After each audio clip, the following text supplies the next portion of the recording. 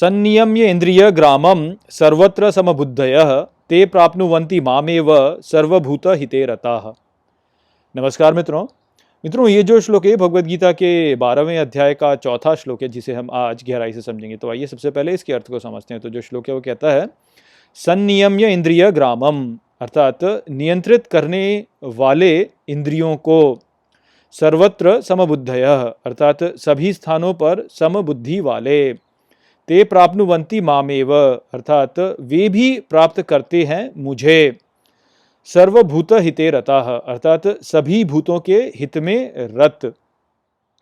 तो यहाँ पर इस श्लोक में श्री कृष्ण स्वीकार करते हैं कि जो इंद्रियों को वश में करके और समचित्त से अक्षर अव्यक्त को जान सकते हैं, वह भी मुझे प्राप्त होते हैं। और वे तब प्राप्त होते हैं जब वे सभी प्राणियों के कल्याण में लगे रहते हैं।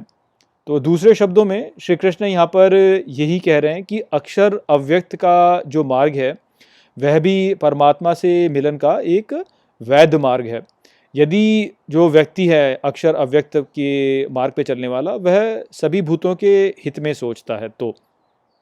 तो हमने 12वें अध्याय के दूसरे श्लोक में समझा था कि जो वास्तविक भक्ति होती है वह ये नहीं होती कि आप अपनी इच्छा शक्ति को दूसरों पर लागू करके बोलें कि मेरे ईश्वर की पूजा सब लोग करेंगे, बल्कि जो वास्तविक भक्ति होती है वो ये होती है कि ईश्वर की इच्छा शक्ति के आगे आप समर्पण कर देते हैं। अर्थात इस सृष्टि में जो कुछ भी हो रहा है उसको आप ईश्वर की इच्छा मानते हैं और फिर उसके आगे आप समर्पण कर देते हैं और तब आप भक्ति भाव से कार्य करते हैं ईश्वर के लिए।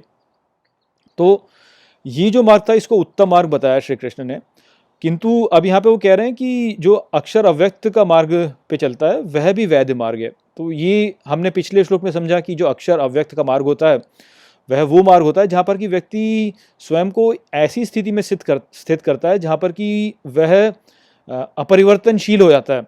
अर्थात वह उस तत्व को जान लेता है जो कि सभी स्थानों पर स्थित है, जो कि अपरिवर्तनशील है, जो कि स्थिर है, ध्रुव है, जो जिसमें कोई परिवर्तन नहीं होता, स्थिर है जो, और जो कि अचिंतनीय है। तो वह स्वयं को ऐसे में स्थित कर देता है जहाँ पर कि वह परिवर्तन के परे चला जाता है। तो अब आप यही सोचिए कि उसके लिए फिर इस संसार में हो रहे जो परिवर्तन हैं उनका कोई प्रभाव ही नहीं पड़ना चाहिए।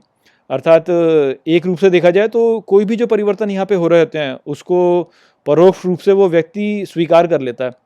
और इस प्रकार से यदि उसने स्वीकार कर लिया सभी परिवर्तनों को, तो उसने भी वास्तव में ईश्वर की इच्छा शक्ति के आगे समर्पण कर दिया।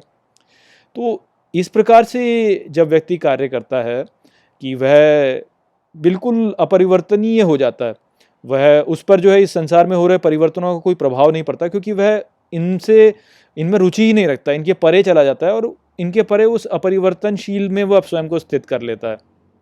तो उसके लिए फिर इन सब परिवर्तनों का कोई प्रभाव नहीं है। तो इस प्रकार से उसने भी फिर ईश्वर की इच्छा शक्ति के आगे समर्पण कर दिया। तो जब व्यक्ति इस प्रकार से करेगा तो निश्चित ही वो ईश्वर को प्राप्त करेगा। तो इसीलिए वो भी मार्ग जो है वह मार्ग भी व्यक्ति को ईश्वर की ओर ले जाता है। इसीलिए यहाँ पे श्री कृष्ण कह रहे हैं कि वो व्यक्ति जो कि अपनी बुद्धि को अक्षर अव्यक्त में स्थित करता है, अर्थात अपरिवर्तन में स्थित करता है, अचिंतनीय में स्थित करता है, वह भी मुझे प्राप्त करता है, क्योंकि वह फिर इन परिवर्तनों से प्रभावित नहीं होता। उसकी जो बुद्धि होती है वह सभी समयों पर समान रहती है, सभी स्थानों पर समान रहती है, क्योंकि उसको इन परिवर्तनों से कुछ लेना देना ही नहीं है। और इस प्रकार से क्योंकि उसे इन परिवर्तनों से कोई लेना देना नहीं है, तो इस प्रकार से वह व्यक्ति भी ईश्वर की इच्छा की शक्ति के आगे समर्पण कर रहा होता है। यदि वह सभी भूतों के हित के बारे में सोचता है, वह स्वयं से कोई कार्य नहीं कर रहा होता वैसे, किंतु उसके मन में सभी भूतों के हित का भाव यदि होता है और सभी भूतों के हित के भाव से यदि वह अक्षर अव्यक्त में स्वयं को स्थापित करता है, तो वह भी वास्तव में ईश्वर की इच्छा शक्ति के आगे समर्पण कर रहा होता है और इस प्रकार से वह भी ईश्वर को प्राप्त कर रहा होता है। किंतु ये जो मार्ग है ये बहुत ही कठिन मार्ग है और अगले कुछ श्लोकों में हम समझेंगे कि कैसे ये जो मार्ग है यह कठिन मार्ग है। तो यहाँ पर हमें केवल यही समझना था कि वो व्यक्ति जो कि अक्षर अव्यक्त के मार्ग पे चलता है वह परिवर्तनों से प्रभावित नहीं होता और परिवर्तनों के भी प्रभावित नहीं हो रहा होता, तो ईश्वर की इच्छा शक्ति को चलने देता है। वो जो हो रहा है अच्छा हो रहा है, इस प्रकार से सोचता है वो, और परिवर्तन में चला जाता है। तो इस प्रकार से वह भी फिर ईश्वर को ही प्राप्त होता है। तो आशा करता हूँ कि मैंने इस श्लोक के संदेश को आपको अच्छे से समझा दिया होगा। चलिए इसी के साथ इस वीडियो को हम यहीं पे समाप्त करते हैं। नमस्ते।